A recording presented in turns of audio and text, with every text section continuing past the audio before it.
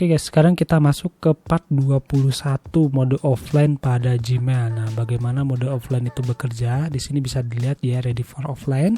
Terus kemudian saya akan matikan terlebih dahulu internetnya. Ini saya disable. Nah, ini internet saya sudah mati, not connection, not connected, no connection are available. Di sini ada tulisan your offline some functionally may be unavailable.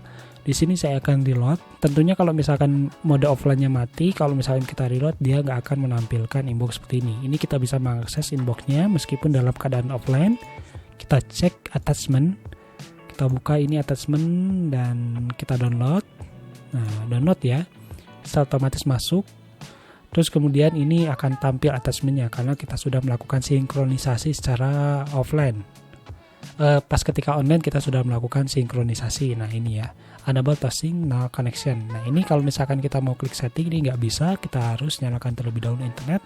Tapi di sini yang terpenting kita bisa mengakses inbox. Bagaimana caranya? Saya akan aktifkan terlebih dahulu internet dan kemudian ini oke. Nah, internet aksesnya sudah ada ya, tersedia ya.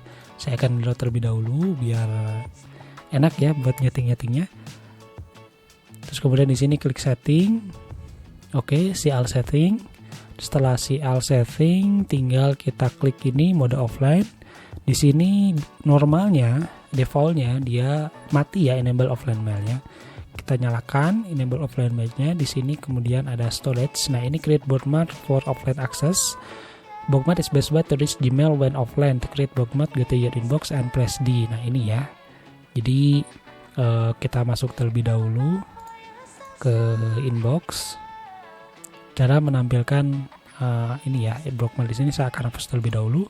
Kita masuk ke inbox dan kemudian Ctrl D. Dan ini tinggal diklik aja bookmark bar done, maka dia akan muncul di sini yes. Itu cara menambahkan bookmark untuk mode offline ya. Next, storage. Ini adalah penyimpanan yang tersedia 142 GB dan saya hanya menggunakan 122 MB. Di sini berisi attachment. Jadi kalau misalkan ada inbox, kita sudah melakukan sinkronisasi ketika online, maka dia akan otomatis download ke komputer kita.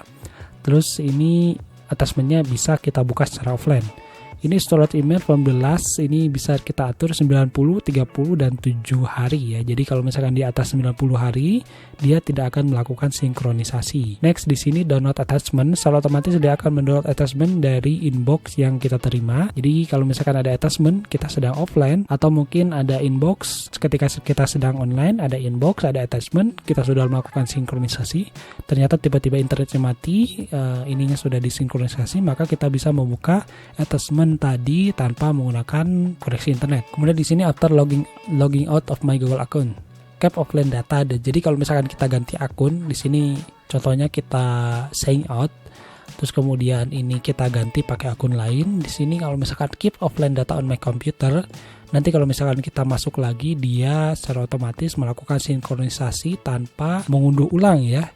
Jadi kalau misalkan kita atur ini, kita logout pun, kita login lagi, dia datanya masih ada. Kalau misalkan remove offline data from my computer, dia harus ngedownload lagi attachment dari 30 hari sebelumnya. Contoh ini attachmentnya 124 MB, maka dia harus mendownload lagi sebanyak 124 MB.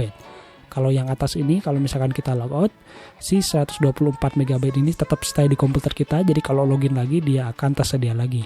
Kalau misalkan di sini remove offline data from my computer, si 124 MB ini dia akan kehapus dan kita harus sinkron ulang buat membuka attachment secara offline. Nah, itulah teman-teman cara menyalakan offline mode pada Gmail. Kalau misalkan ada yang tanyakan, silahkan tanyakan di kolom komentar. Kalau nggak ada, kita lanjut ke part 22.